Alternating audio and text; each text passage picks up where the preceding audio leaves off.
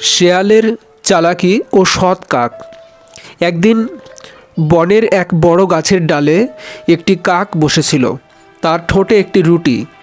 কাকটি রুটি খাওয়ার জন্য বেশ খুশি ছিল।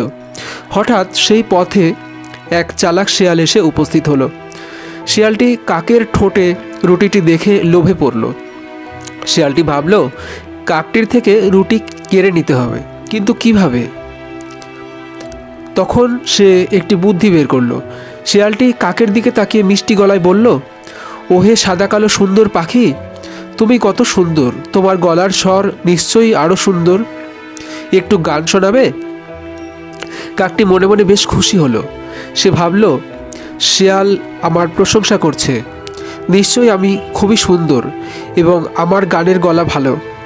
সে শিয়ালের প্রশংসায় পা দিয়ে গান গাইতে শুরু করলো। কিন্তু গান গাওয়ার জন্য কাকটি তার ঠোঁট খুলতেই রুটিটি নিচে পড়ে গেল।